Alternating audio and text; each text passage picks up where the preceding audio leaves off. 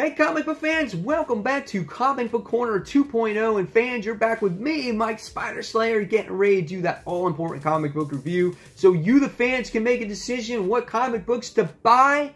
And guys, today we're talking about this highly anticipated Avengers event, right? It's not a Marvel event, it's an Avengers event, but it might as well be a Marvel event because who the hell in the Marvel Universe hasn't been an Avenger? Am I correct? I mean, look at this poster alone. It's about 800,000 characters in the Marvel Universe. That is an Avenger. So this is issue number 675 of the Avengers, otherwise known as No Surrender. This is part 1. This is supposed to change the Avengers history or whatever the case may be. So I decided to pick this up because honestly, I haven't been a huge fan of the Avengers in a long time. The cover is beautiful. I love the 3D effect on it. Rogue is front and center here, and it looks nice. This book is written by Mark Waid. It's also co-written by Al Ewing and Jib Zub. The artwork is done by Pepe Larraz. The artwork is actually gorgeous in this book. I love the opening pages in here. Falcons flying around. It's got great bright colors. The characters have great facial expressions as well, as you can see in here. Carol's facial expression is really nice. There's a lot of action scenes in here. Just a really good book to look at. So when you get done actually reading it, you might want to just look at all these panels once again and be like, wow, really nice. They did a good job with this first issue. Let's talk about the story. All right. So first things first, and what I mean how, like, everybody is an Avenger, we even got this guy in this book. So the book opens up in Texas, and there's this illegal gambling, poker dealing type of thing going on, and they're gambling for cars. And the Living Lightning is in this book. Who the hell is the Living Lightning? Did you guys know who that guy was?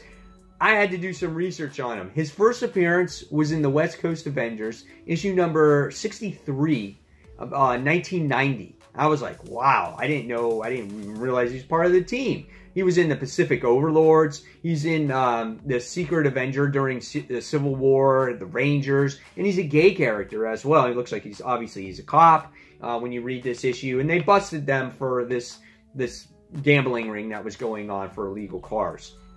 So that's how the opening goes, and you get a lot of narration from him, so you feel like he's going to be a bigger part of this picture when you read this book. So right away, Falcon's flying around, and all of a sudden Earth goes to shit. That's basically this entire issue for the most part. It happens in New York, happens all over the world, and there's all these crazy phenomenons that are going on. You know, earthquakes, volcanoes erupting, tidal waves, hurricanes, who knows, sinkholes, whatever there could possibly be, it happens in this book. And the Earth's mightiest heroes have no idea what's going on. They can't get any communication to Carol, and Carol obviously can't communicate with them because as the reader, you look through Carol's eyes and you see that the Earth has completely disappeared. And she's like, holy shit, we need to do something right now. But the people on the ground, again, have no idea what's going on. They have no communications. It's hard to keep in contact with each other. And through this entire issue, all you see is all this shit blowing up. Things are falling apart. They're trying to save people. There's chaos all over the place.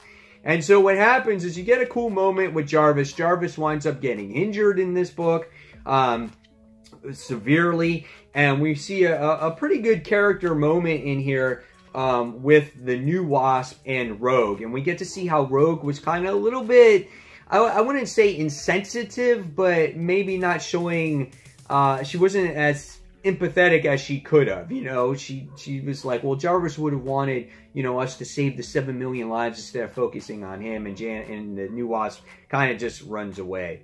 And then we also find out that all of a sudden, while our heroes are trying to save the day, some of them get stuck on pause. They're like in suspended animation. They're all blue. They're like statues.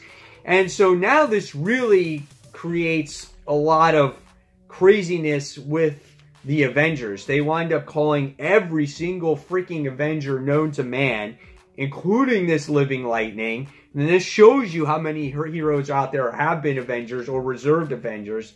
And they have to figure out really what's going on here. And by the time we get to the end of this book, we wind up seeing the Voyager, who makes her appearance. We don't know who she is. And they're like, hey, we haven't seen you in a long time. And she's like, yeah, once an Avenger, always an Avenger, you know? Peace. And it's like, she looks like Storm. She's got the white eyes.